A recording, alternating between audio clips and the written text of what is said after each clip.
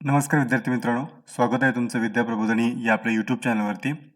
Banking exam current affair सिरीजमध्ये मी संतोष पुन्हा एकदा तुमच्या सगळ्यांचं स्वागत करतोय.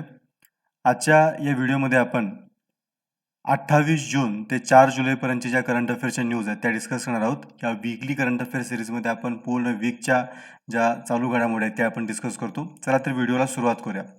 आजची आपली जी पहिली न्यूज आहे ती पी साईनाथ यांच्याबद्दलची न्यूज आहे. यांना आपण बघतो की 2021चा फुकुओका प्राइज जो आहे तो यांना मिळालेला बघतोय आपण. अधिक माहिती आपण जर याच्याविषयी घेतली तर रिनाऊंड जर्नलिस्ट आहेत पी साईनाथ आणि त्यांची ओळख तुम्हाला बऱ्यापैकी असेलच.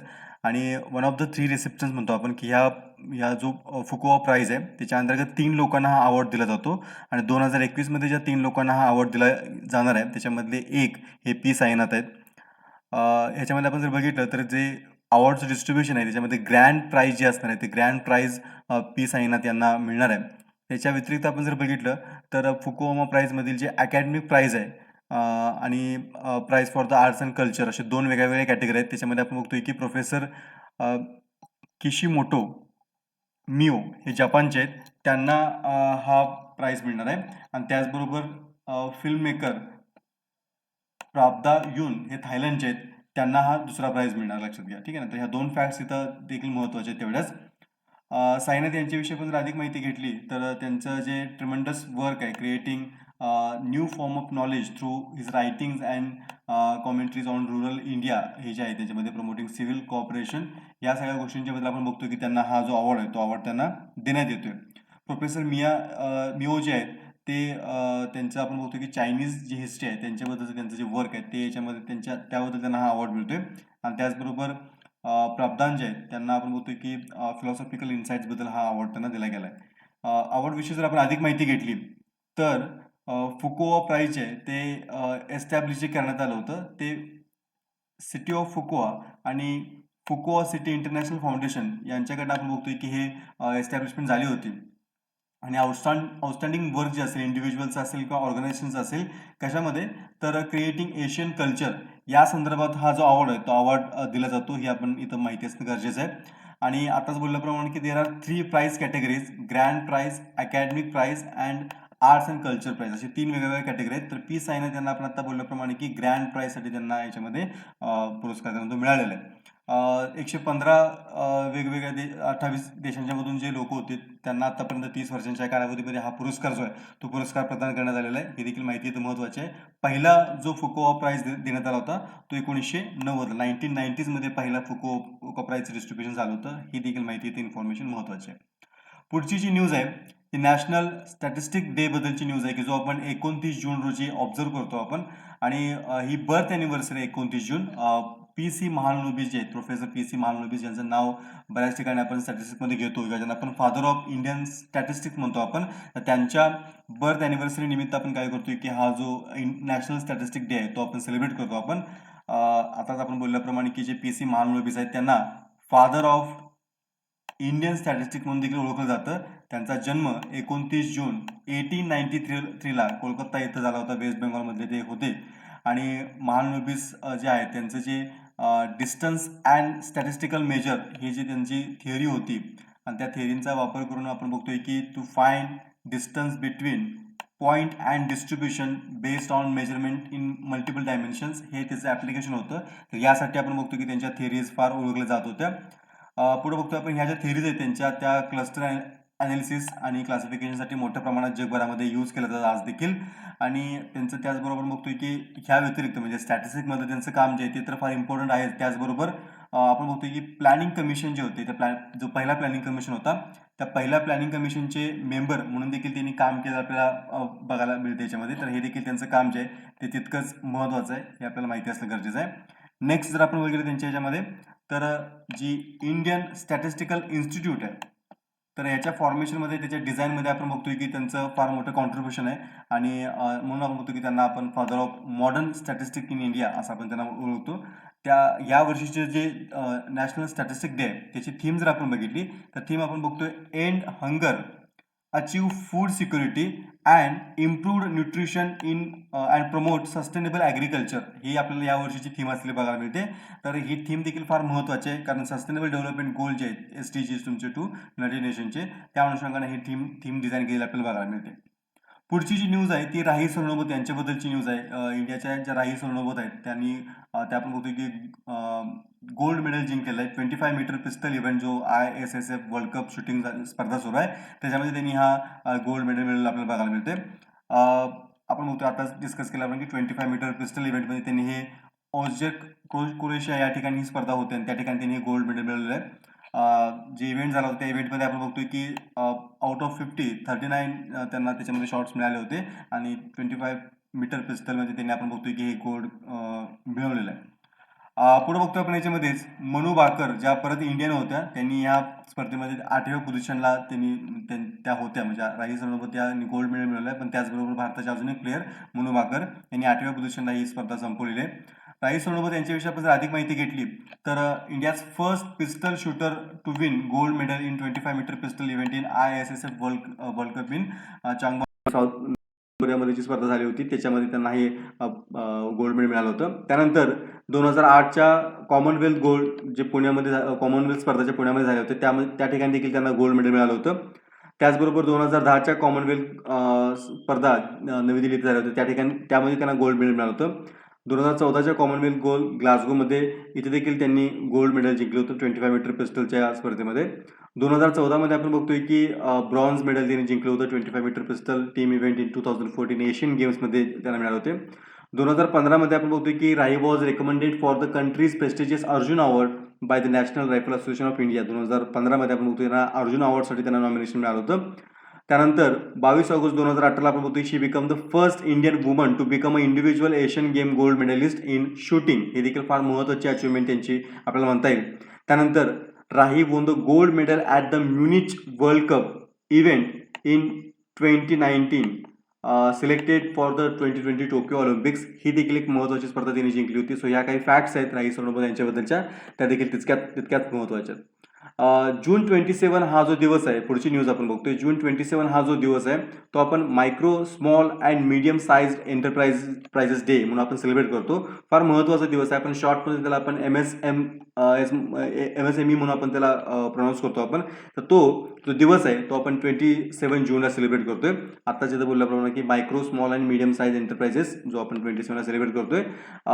आताच्या कोविडच्या सिच्युएशनमध्ये आपण जर बघितलं तर सगळ्यात जास्त हे जे MSMEs आहेत त्या सफर झाल्या जगभरामध्ये, फक्त भारतामध्ये नाही तर जगभरामध्ये आपण बघतोय की ह्या ज्या MSMEs आहेत त्या सफर झाल्यात. म्हणजे त्यांना फार मोठ्या प्रमाणात याच्यामध्ये आपण बघतो की प्रॉब्लेम्स सहन करावे लागलेत.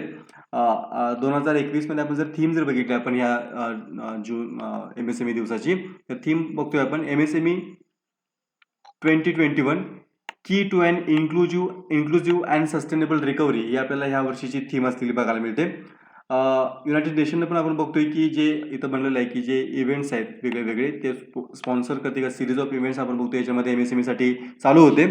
The backbone of our economics असं युनायटेड नेशनचं देखील म्हणणं आहे. म्हणजे आपण बघतोय की जगभरामध्ये ज्या MSMEs आहेत त्यांना आपण बघतोय की इकॉनॉमीच्या बॅकबोन समजलं जातं. पाठीमागचं रिझन पण तसंच आहे, कारण आपण बघतो की मेजॉरिटी जे काही एम्प्लॉयमेंट जनरेशन आहे ते एम्प्लॉयमेंट जनरेशन आपल्याला याच्यामध्ये बघायला मिळते आणि त्यामुळेच आपण त्याला इकॉनॉमीचा बॅकबोन असं म्हणतोय आपण.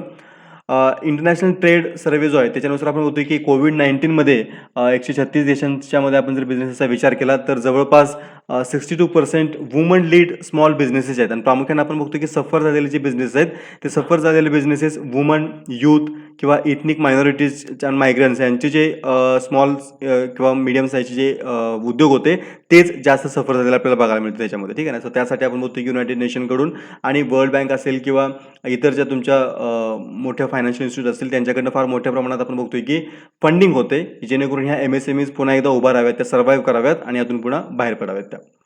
पुढची जी न्यूज आहे ती नॅशनल इन्शुरन्स अवेअरनेस डे बद्दलची न्यूज आहे की जो आपण जून 28ला काय करतो की ऑब्झर्व करतो आपण. आत्ताच आपण गेल्या की जून 28ला आपण ऑब्झर्व करतो आपण.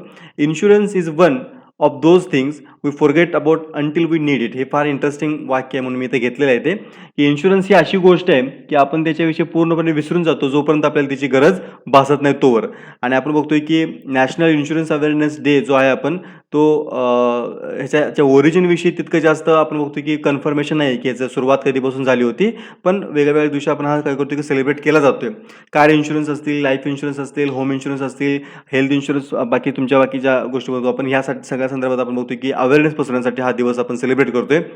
आपण बघतोय की अ, जास्तीत जास्त लोकांनी काय करावं, की इन्शुरन्स प्लॅन्स घ्यावेत. त्यातल्या त्यात हेल्थ इन्शुरन्स प्लॅन्स असतील किंवा त्यांचे जे काही महत्त्वाचे भांडवल असतील, कार्स वगैरे असतील, यासाठी इन्शुरन्स घ्यावेत.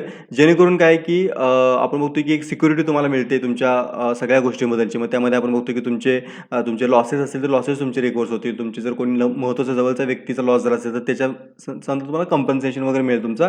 त्याच्या त्याच्या हेल्थच्या फॅसिलिटीमध्ये हेल्थ इन्शुरन्स असेल, तर तुम्हाला महत्त्वाचे असिस्टंट मिळतो या सगळ्या गोष्टींचा. तर त्यासाठी ही अवेअरनेस पसरावी आणि भारतामध्ये देखील जर आपण बघितलं तर भारतामध्ये ह्या इन्शुरन्सच्या बाबतीत लोकांची फारच आपण म्हणतो की अनास्था आहे. लोकं जास्त एन्थुसियास्टिक नाही आहेत इन्शुरन्स बाबतीत. तर ती अवेअरनेस वाढावी म्हणून आपण काय करतो की हा जो दिवस आहे तो दिवस आपण as a insurance awareness day म्हणून ऑब्झर्व्ह करतोय आपण. नेक्स्ट जो डे आहे तो UNODC रिपोर्ट जो आहे म्हणजे तो रिपोर्ट आपण बघतो याच्यामध्ये आणि त्या रिपोर्टनुसार आपण बघतो की जवळपास 275 मिलियन पीपल जे आहेत तर ते जगभरामध्ये आपण बघतोय की 2020 मध्ये हे ड्रग्स च्या यूजबद्दल त्यांनी कन्फर्मेशन दिलेलं आहे. तर फार दुःखद अशी न्यूज आहे. आपण बघतोय की वर्ल्ड ड्रग रिपोर्ट जो आहे तो United Nation Office on Drugs and Crime in Vienna यांच्याकडून तो पब्लिश केला जातो आणि 275 मिलियन लोकांचे आपण बघतो की वर्ल्ड वाईड लास्ट इयरमध्ये आपण बघतो की ह्याच्यामध्ये ड्रग्स कन्फर्मेशन किंवा ड्रग्स घेत आहेत असं त्यांनी कन्फर्मेशन दिलेलं बघायला मिळतं आपल्याला. याच्यामध्ये आपण बघतो की the report also stated many countries सॉ राईज इन यूज ऑफ कॅनबीज. म्हणजेच काय की जगभरामध्ये आपण बघतो की या कोविड पॅन्डेमिकच्या सिच्युएशनमध्ये इथं बघतो आपण कोरोना व्हायरसच्या पॅन्डेमिकच्या सिच्युएशनमध्ये ड्रग यूजमध्ये मोठ्या प्रमाणात वाढ झालेली बघायला मिळते आपल्याला. Surveys of health professional across 77 countries ज्याच्यामध्ये आपण बघतो की 47% mention cannabis use and had increased. म्हणजे जवळपास 77 देशांच्या मध्ये आपण 42% लोकांनी हे कन्फर्म केले ज्यांनी की बाबा कॅनबीज यूज जो आहे तो मोठ्या प्रमाणात वाढलेला आहे. Rise in non medicinal use of pharmaceutical drugs was also ऑब्झर्ड in the same period. म्हणजे आपण बघतो की non medical use of pharmaceuticals म्हणजे काय की काही औषधं अशी आहेत फार्मसीमधली की ज्याचा यूज लोक ॲज अ ड्रग्स म्हणून यूज करतायत किंवा ॲज अ सेडिशन म्हणून यूज करतायत. तर त्याचं देखील ऑब्झर्वेशन हे याच्यामध्ये केलं बघायला मिळतं आपल्याला.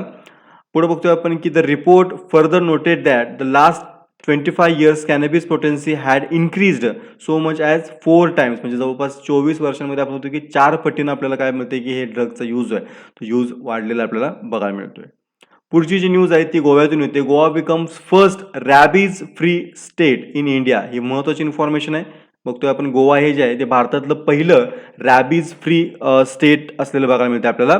गोव्याचे चीफ मिनिस्टर प्रमोद सावंत यांनी नुकतीच ही अनाउन्समेंट केलेली आहे की लास्ट 3 वर्षांमध्ये पाठीमागच्या 3 वर्षामध्ये गोव्यामध्ये सिंगल केस नाही आहे रॅबीजची. त्यामुळे त्यांनी काय केलं की गोव्याला आपण आता काय करतोय रॅबीज फ्री स्टेट म्हणून आपण डिक्लेअर करतोय.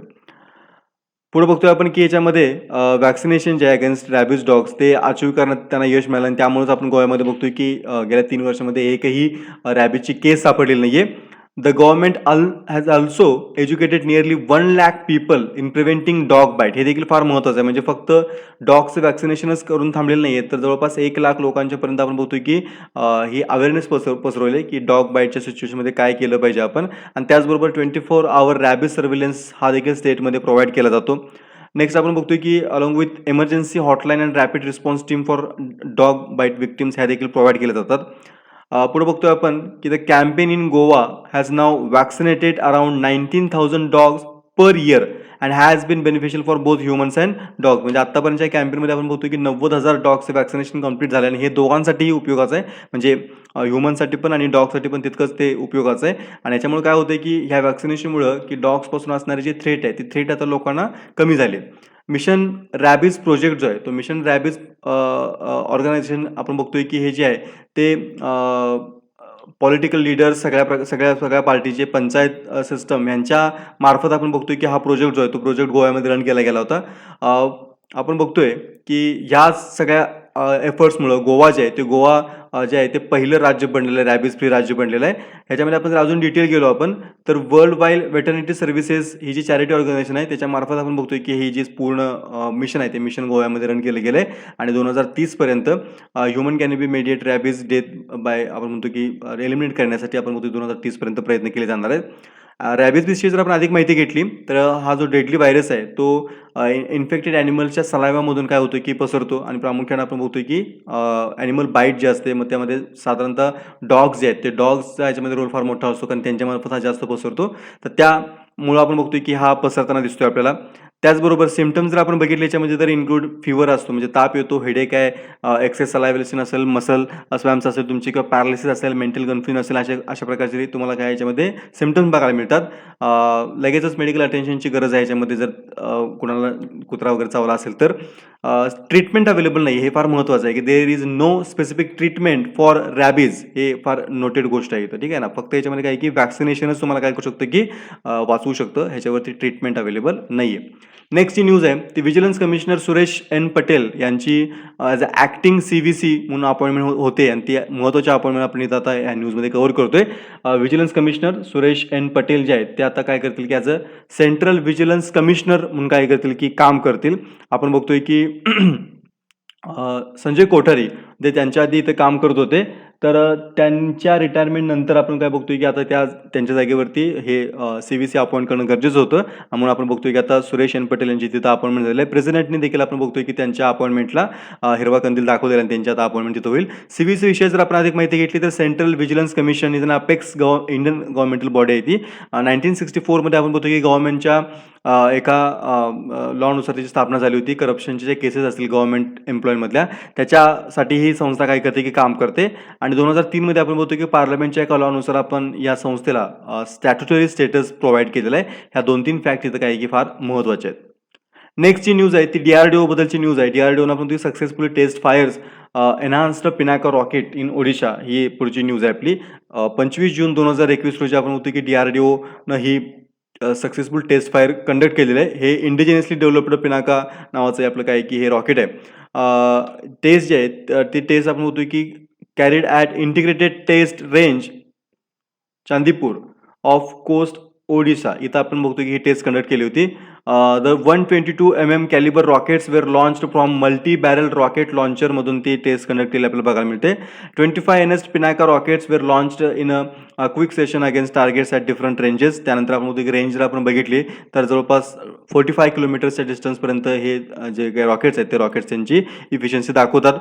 The rocket has been developed by Pune based armament research and development establishment and high energy materials research laboratory यांच्याकडनं आपण बघतो की यांची डेव्हलपमेंट झालेली बघायला मिळते आणि लॉंग रेंज परफॉर्मन्स याच्यामध्ये आपण बघतो की एनहान्समेंटसाठी देखील पिनाका सिस्टम यूज केली जाते. पुढची जी न्यूज आहे ती टोकियो ऑलिम्पिक बद्दलची न्यूज आहे. Sanjay Prakash become first ever Indian swimmer to qualify. फार महत्त्वाची न्यूज आहे भारतासाठी. टोकियो ऑलिम्पिक जे आता पुढच्या काही येणाऱ्या काळामध्ये लवकर सुरू होणार आहे. तर संजय प्रकाश जे असतील ते भारताकडून आपण बघतो की first Indian swimmer to qualify for the upcoming Tokyo Olympic. तर फारच महत्त्वाची इंडियन स्विमिंगसाठी ही न्यूज आपल्याला बघायला मिळते.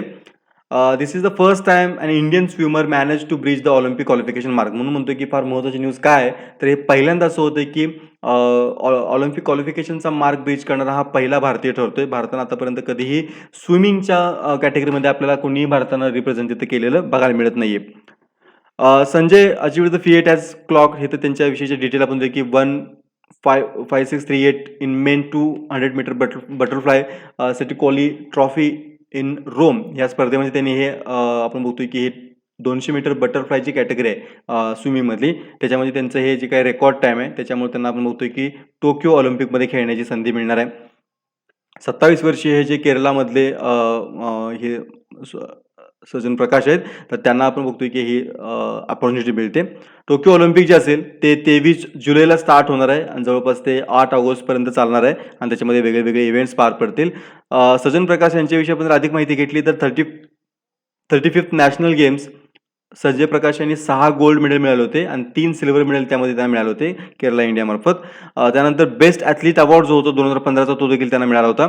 त्यानंतर 10 नॅशनल 3 साऊथ एशियन आणि 1 एशियन रेकॉर्ड त्यांच्या नावावरती वेगळ्या कॅटेगरीमध्ये. त्यानंतर silver medal in 100 metre butterfly category in 2017 Asian indoor games held at Ashgabat तुर्कमेनिस्तानमध्ये झालं होतं, त्यामध्ये त्यांना ते मिळालं होतं. सो असे महत्त्वाचे अचिव्हमेंट्स त्यांच्या नावावरती आहेत आणि होप्स हो की टोकियो ऑलिम्पिकमध्ये देखील त्यांच्याकडनं आपल्याला अशाच प्रकारची एखादी कामगिरी बघायला मिळेल. नेक्स्टची न्यूज आहे ती international day of the tropics अशी न्यूज बघायला मिळते आपल्याला. तर जून 29ला आपण काय करतो की हा international day of the tropics observe करतो आपण आणि हायलाइटेड अपॉर्च्युनिटी जे असतील ट्रॉपिक्समधल्या, त्यानंतर जे युनिक चॅलेंजेस आहेत तुमच्या ट्रॉपिक्समधले आणि इथं बघतोय आपण. त्यासाठी आपण काय करतोय की हा जो दिवस आहे डायव्हर्सिटी वगैरे, त्यासाठी आपण हा दिवस काय करतोय की ऑब्झर्व करतोय आपण. थीम जर आपण बघितली यावर्षीच्या ट्रॉपिक डेची, तर digital divide in the tropics अशी आपल्याला यावर्षीची थीम असलेली बघायला मिळते. आत्ताच आपण बोलल्याप्रमाणे की कॉन्झर्वेशन, अवेअरनेस या सगळ्या गोष्टींसाठी आपण काय करतोय की हा जो दिवस आहे तो दिवस आपण सेलिब्रेट करतोय. ट्रॉपिकचं जर आपण डेफिनेशन बघितली तर area between Tropic of Capricorn and Tropic of Cancer. तुम्हाला जर ही जॉग्राफीमध्ये तुम्ही बघितलं असेल की आपण जो अर्थ आहे त्या अर्थवरती आपण काही ज्या इमॅजिनरी लाईन्स ड्रॉ करतो, सगळ्यात जी मधून लाईन जाते त्याला आपण येस विषुववृत्त म्हणतो आपण आणि याच्यावरती आपण काय बघतो की ट्रॉपिक ऑफ कॅन्सर आणि खाली आपण म्हणतो की ट्रॉपिक ऑफ कॅप्रिकॉर्न आहे. तर याच्या मधला जो सगळा एरिया आहे त्या एरियाला आपण काय म्हणतो की ट्रॉपिकल एरिया म्हणतो आपण. तर त्याच्या संदर्भात हा दिवस आपण सेलिब्रेट करतो, आपण लक्षात ठेवा. ठीक आहे. मिडल ऑफ द ग्लोब आता बोलल्याप्रमाणे की बरोबर तुमच्या पृथ्वी गोलाच्या मधला हा पार्ट असेल आणि इथं बघतोय आपण की याच्यामध्ये जवळपास north America, south America, Africa, Asia, Australia या कॉन्टिनेंटमधला पार्ट जो आहे तो पार्ट आपण बघतो की ट्रॉपिकमध्ये मोठ्या प्रमाणात कव्हर होते. नेक्स्ट जी न्यूज आहे ती चायनाबद्दलची न्यूज आहे. चायना रिप्लेस्ड UAE म्हणजे United Arab Emirates becomes the second largest export destination of India.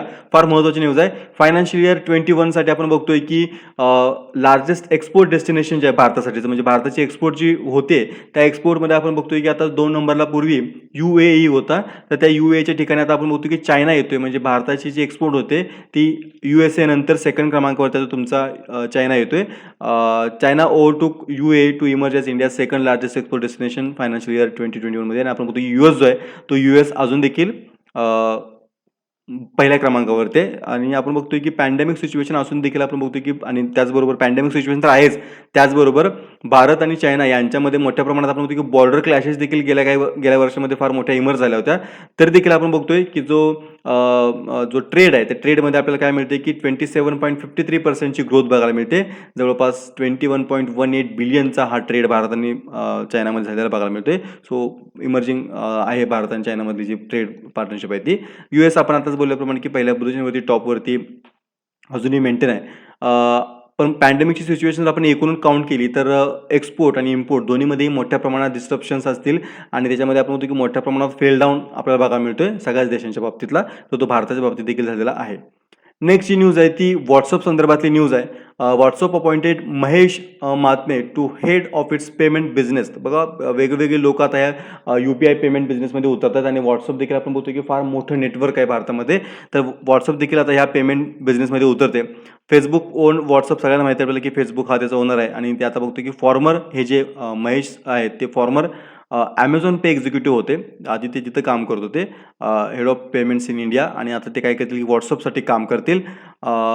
बघतोय आपण की Mahatme will be working on enhancing the payment experience for users and scaling the services in country, यासाठी ते प्रामुख्याने काम करतील. महात्मे यांच्याविषयी आपण अधिक माहिती घेतली तर Mahatme spend 7 years with Amazon pay where he served as director and board member of Amazon Pay India. फार महत्त्वाच्या पोझिशनवरती त्यांनी काम केलेलं आहे.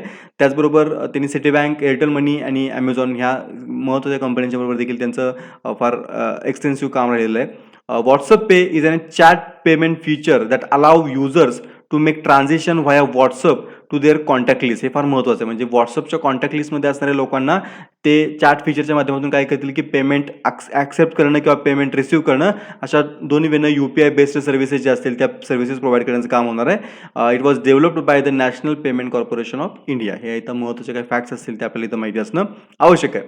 नेक्स्ट जी न्यूज आहे ती फार महत्त्वाची न्यूज आहे. फॉर्मर इन्फोसिस CEO जे होते SD शिबुलाल यांची आपण म्हणतो की appointed as a head of task force for bureaucratic reforms, म्हणजे भारत सरकारने काय केलेलं आहे की ब्युरोक्रॅटिक रिफॉर्मसाठी एक टास्क फोर्स तयार करण्याचा प्रयत्न करते आणि त्या टास्क फोर्समध्ये आपण बघतोय की इन्फोसिसचे जे फॉर्मर सीईओ आहेत शिबूलाल यांची अपॉइंटमेंट होते. सो इंटरेस्टिंग न्यूज आहे आणि फार महत्त्वाची देखील न्यूज आहे ही.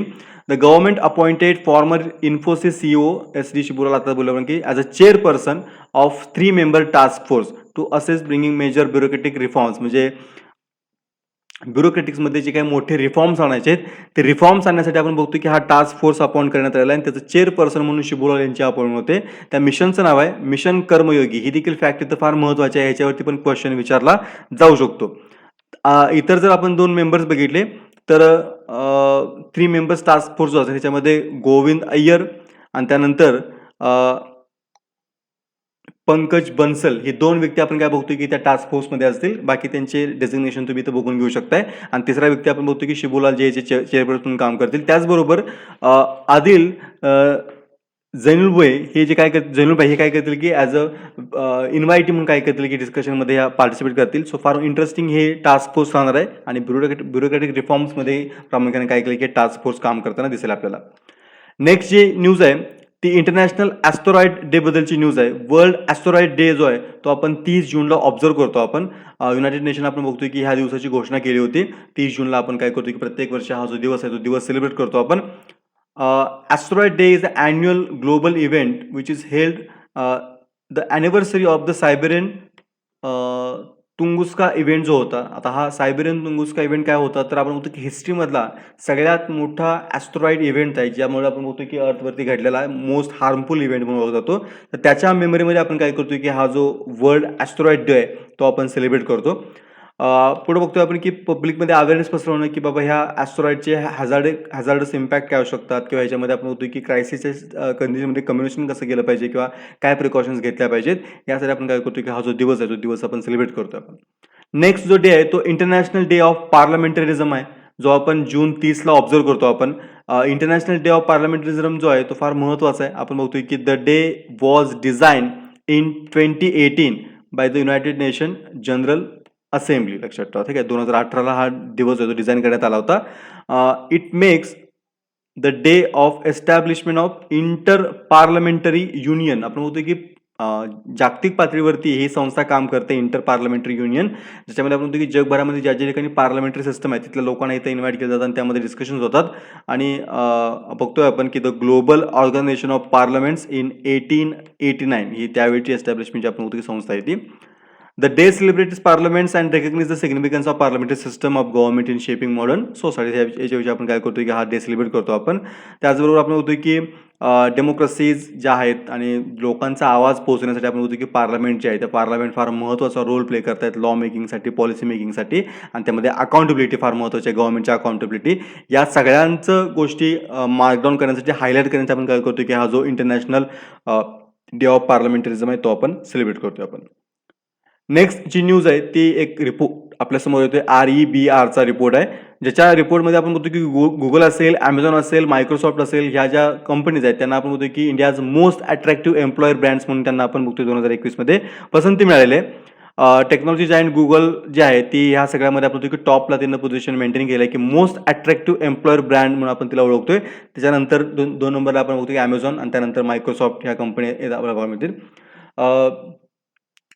सर्वे जो आहे तो सर्वे REBRकडनं हा सर्वे कंडक्ट केला होता आणि गुगल इंडिया जो आहे त्याने आपण बघतो की high on financial health, strong reputation, attractive salaries, benefits parameters जे आहेत त्याच्या अनुषंगाने आपण बघतो की गुगल जे आहे ती सगळ्यात फेवरेट कंपनी भारतीयांची बनलेली आहे.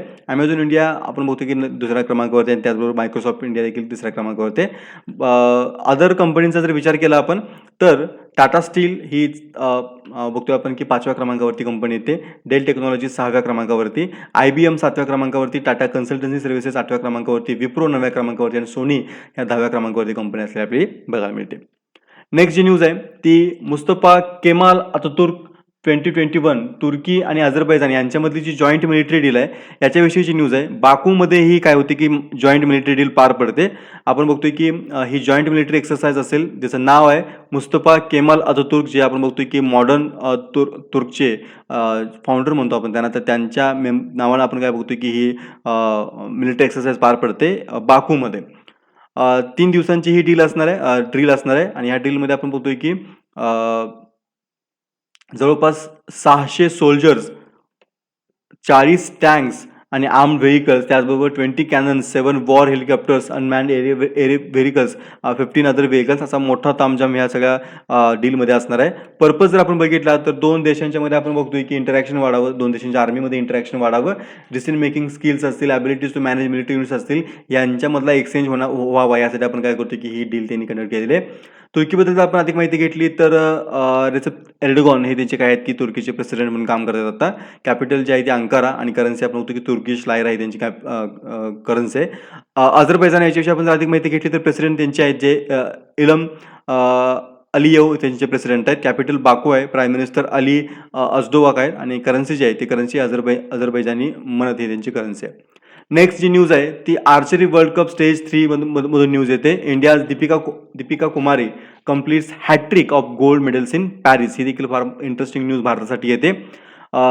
जून 27, 2021 मध्ये बघतो की इंडियाच्या दीपिका कुमारी यांनी आपण बघतो की हॅट्रिक कंप्लीट केलेली आहे गोल्ड मेडलची. हे आर्चरी वर्ल्ड कप स्टेज 3 जी पॅरिसमध्ये सुरू आहे त्या ठिकाणी त्यांनी ही हॅट्रिक कंप्लीट केलेली आहे. दीपिका कुमारी यांनी आपण बघतो की शेवटच्या या स्पर्धेमध्ये एलिना ऑसिपोवा या रशियाच्या होत्या, त्यांचा 6-0 असा पराभव केलेला आहे फायनलमध्ये. त्यांचं हे टुर्नामेंटमध्ये तिसरं गोल्ड मेडल आहे. मिक्स्ड रिकर्व्ह टीम इव्हेंटमध्ये आपण बघतो की त्यांच्या पतीबरोबर म्हणजेच अतनु दास आणि दीपिका कुमार ह्या जोडीनं आपण काय बघतोय की गोल्ड मेडल जिंकलं आहे. 5-3 असं त्यांनी नेदरलँडचा पराभव केलेला आहे. त्यानंतर आपण बघतोय की second gold medalist world cup in this year त्यांचा आहे आणि त्याच्या आधी आपण जर बघितलं की टोटल जर बघितलं आपण तर टोटल त्यांचं हे 6वं गोल्ड मेडल आहे. ह्याच्या आधी शांघाय 2011, मेडलिन 2013, वर्कलॉ 2013, वर्कलॉ 2014, गोटेमाला सिटी 2021 अशा 5 ठिकाणी त्यांनी गोल्ड मेडल जिंकलं होतं. त्यांचं आता हे 6वं गोल्ड मेडल आपल्याला बघायला मिळते. यांच्या अचिव्हमेंटबद्दल जर आपण बघितलं एक्स्ट्रा माहिती घेतली आपण तर Deepika become the second Indian to win the title after Paltan Hansda won the junior compound competition at the 2016 archery world Mexico. त्यानंतर बघतो आपण in 2009 she won the 11th youth world archery championship held in United States. She won gold medal in 2010 Commonwealth Games in woman individual event. 2012 परत 2012 मध्ये होतं की Deepika Kumari won her first world cup individual stage gold medal at Turkey. 2013 मध्ये आपण बघतोय की gold medal in archery world cup stage 3 held at Medellin Colombia. 2015 मध्ये आपण बघतो की bronze medal in the Asian championship with Jayanta Talukdar at the event mix team event जो होता त्या इव्हेंटमध्ये त्यांना गोल्ड मेडल मिळालं होतं, ब्रॉन्झ मेडल मिळालं होतं. त्यानंतर बघतो आपण की honoured with the outstanding performance at Commonwealth game award at the 2010 Sahara sport awards सेरेमनीमध्ये त्यांना मिळाला होता. त्याचबरोबर बघतोय आपण की अर्जुन अवॉर्ड जो होता तो त्यांना 2012 मध्ये प्रेसिडेंट प्रणव मुखर्जी यांच्या हस्ते मिळाला होता. 2014 मध्ये आपण बघतोय की FICCI sports person of the year award त्यांना मिळाला होता. आणि त्यानंतर आपण बघतोय की 2016 मध्ये त्यांना पद्मश्री पुरस्काराने सन्मानित करण्यात आलं होतं. त्याचबरोबर 2017 मध्ये त्यांना यंग अचिव्हर अवॉर्ड देखील मिळाला होता. सो ह्या सगळ्या अचिव्हमेंट आपल्याला दीपिका कुमारच्या माहिती असणं आवश्यक आहे. पुढची जी न्यूज आहे ती मल्याळम फिल्म मेकर आणि सिनेमॅटोग्राफर जे होते सिवन यांच्याबद्दलची न्यूज आहे. त्यांचं नुकतंच निधन झालं होतं. मल्याळम फिल्म इंडस्ट्रीमध्ये आपण बघतो की फार फेमस आहेत ते फिल्म मेकर म्हणून आणि सिनेमॅटोग्राफर म्हणून. वयाच्या 89व्या वर्षी त्यांचं निधन होते. त्यांच्याविषयी आपण अधिक माहिती घेतली तर first government press photographer in Travancore Tirukochi, तर ही त्यांची पहिली अचिव्हमेंट आहे. Some of the popular films are Abhayam, Yagam, Oru Yathra, Keshu, Kochu Kochu, Magal and किलवतली हे त्यांचे काही फेमस मूवीज आहेत.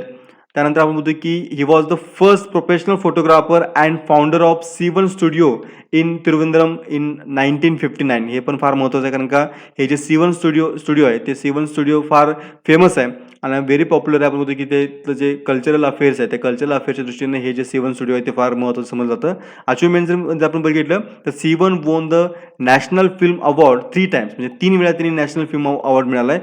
त्याचबरोबर आपण बघतो की C1 was still photographer of national award winning Malayalam film Chemmeen. ठीक आहे, ह्या त्यांच्या काही अचिव्हमेंट्स आणि महत्त्वाच्या गोष्टी आपल्याला माहिती असणं आवश्यक आहे.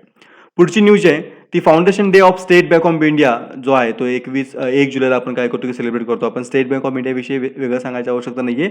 तर 1955 मे 1955 आपण बघतो की स्टेट बँक जो आहे ते स्थापन झाली होती. तो जो लॉ आहे तो लॉ पार्लमेंटनं पास केला होता. बघतोय आपण की इंडियाची ही multinational public sector giant bank आहे ही, जिचं हेडक्वार्टर मुंबई महाराष्ट्रामध्ये आहे.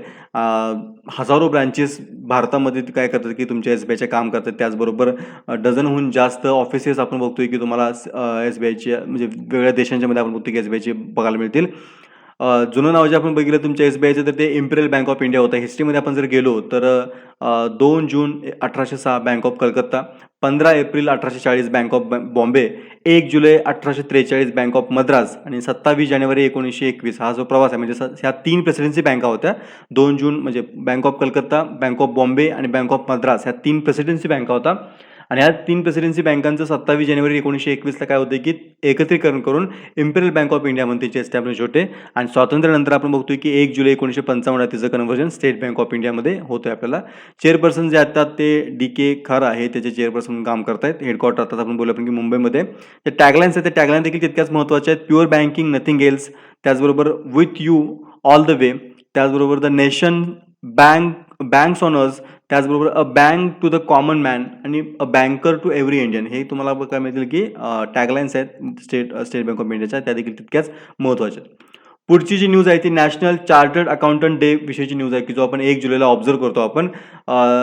ऑब्झर्व करण्यापाठीमागचं रिझन आपण बघतोय की जी institute of chartered accountants of India जी स्थापन झाली होती ती जुलै 1, 1949 स्थापन झाली होती. त्याच्या मेमरीमध्ये आपण काय करतो की हा दिवस सेलिब्रेट करतो आपण आणि ह्या वर्षी आपण काय करतो की 23वी जो डे आहे तो डे 23 नाही 73rd चार्टर्ड अकाउंटंट्स डे आहे जो तो आपण सेलिब्रेट करतोय.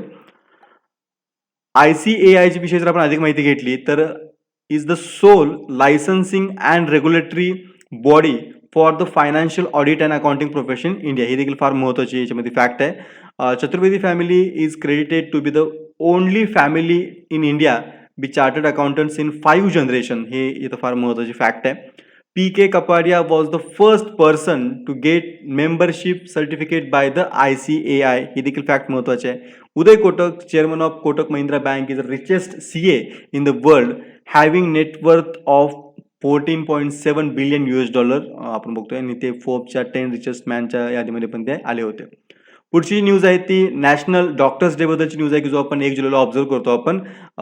अधिक माहिती जर आपण घेतली तर बेंगॉलचे पूर्वीचे chief minister doctor BC Roy यांच्या डेथ आणि बर्थ अॅनिव्हर्सरीच्या निमित्तानं आपण काय करतो की हा जो नॅशनल डॉक्टर्स डे आहे तो आपण सेलिब्रेट करतो आपण. तर त्यांचा जन्म BC रॉय यांचा 1 जुलै 1882ला झाला होता आणि त्याच दिवशी 1962ला त्यांचा मृत्यू झाला होता वयाच्या 80व्या वर्षी. आणि पहिला जो डॉक्टर्स डे आहे नॅशनल डॉक्टर्स डे तो आपण 1991ला सेलिब्रेट केला होता आणि तेव्हापासून कंटिन्यूस आपण काय करतो की दरवर्षी हा जो दिवस आहे तो दिवस आपण सेलिब्रेट करतो, लक्षात ठेवा. BC रॉय यांच्या विषयाबद्दल अधिक माहिती घेतली तर त्यांना फेब्रुवारी 4, 1961ला त्यांना भारतरत्न अवॉर्डने त्यांना आपण सन्मानित केलं होतं.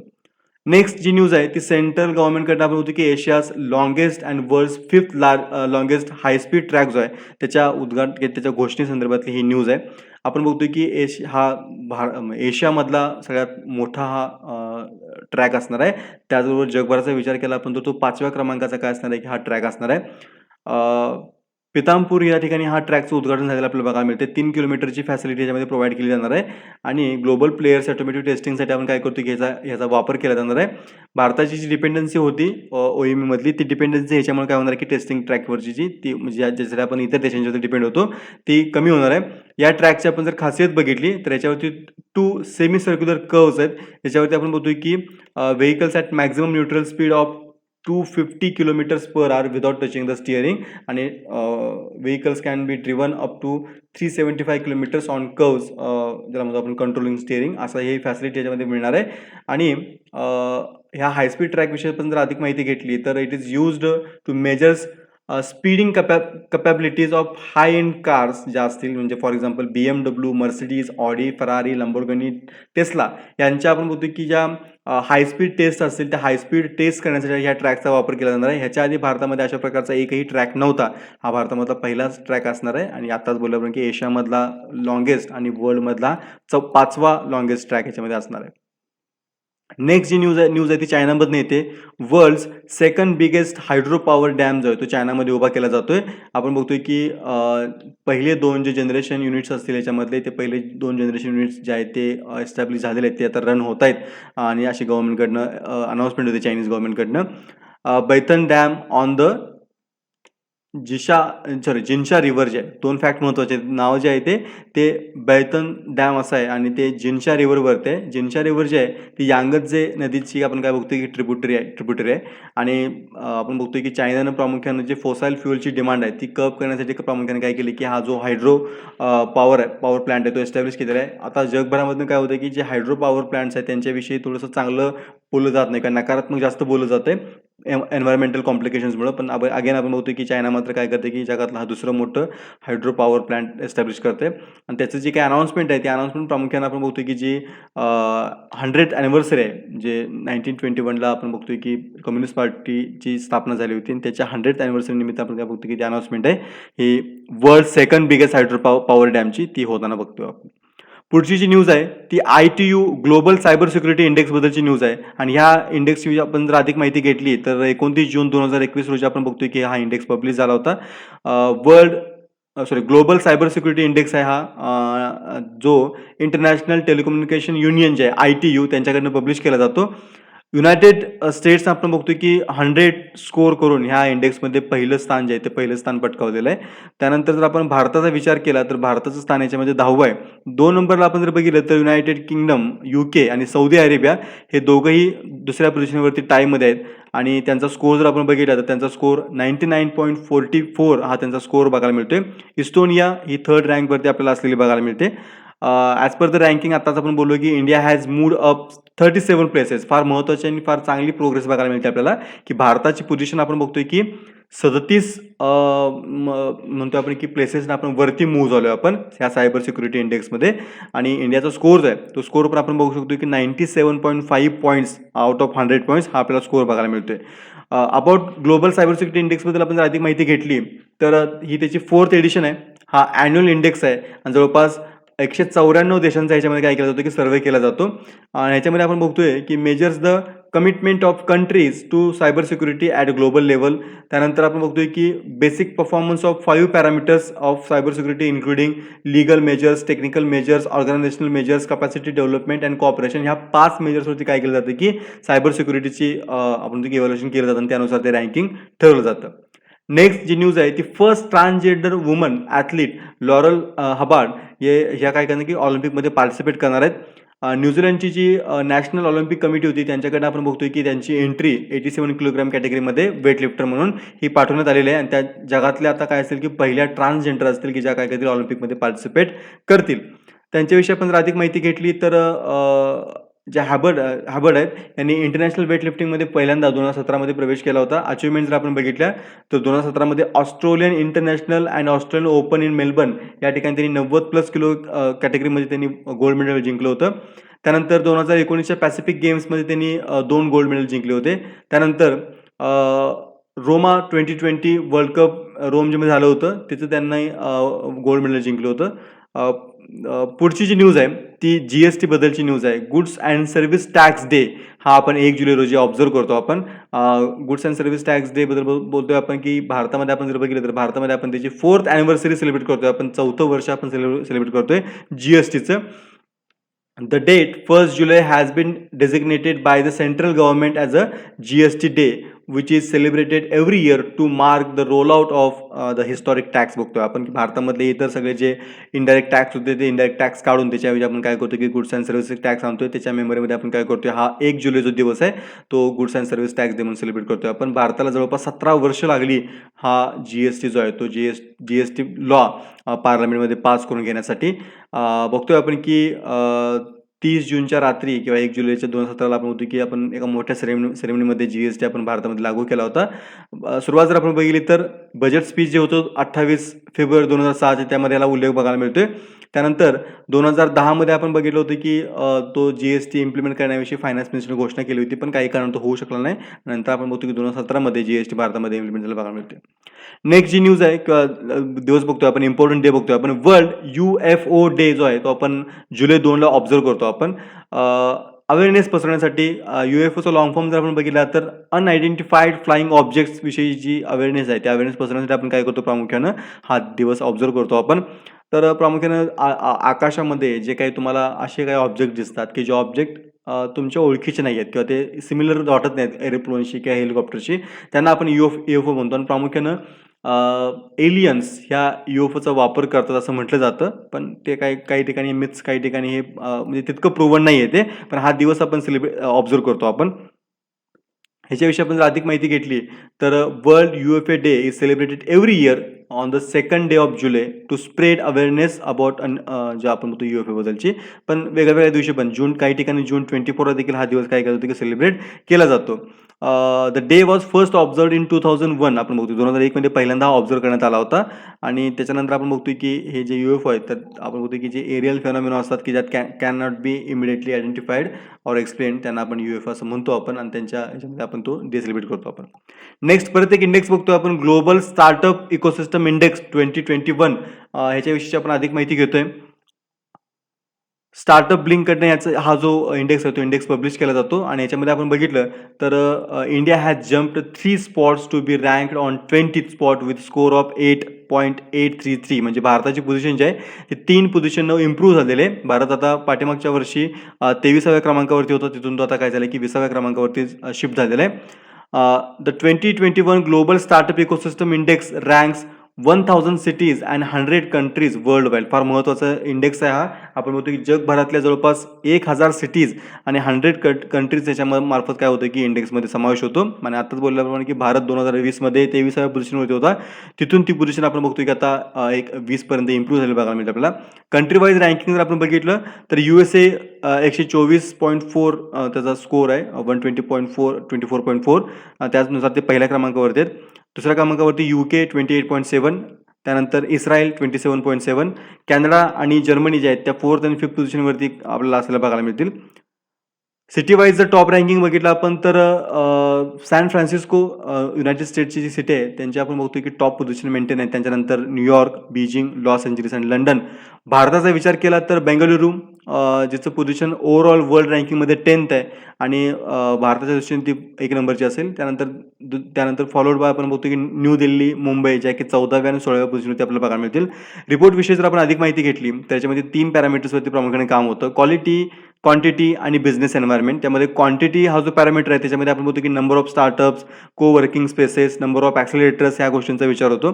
क्वालिटी या पार्टमध्ये आपण बघतो की पॅरामीटरमध्ये आपण बघतो की number of employees per startup, presence of unicorns ह्या गोष्टींचा विचार होतो. आणि बिझनेस एन्व्हायरमेंटमध्ये आपण बघतोय की internet speed, freedom of internet speed आणि इंटरनेटचं फ्रीडम, त्यानंतर level of English proficiency, research and development, investment, number of patents per capita, अशा आपण गोष्टींचा ह्याच्यामध्ये विचार करतो आणि त्यावरून आपण काय बघतो की हा जो इंडेक्स आहे स्टार्टअपसाठीचा, तो स्टार्टअपसाठीचा इंडेक्स आपण प्रिपेअर करतो.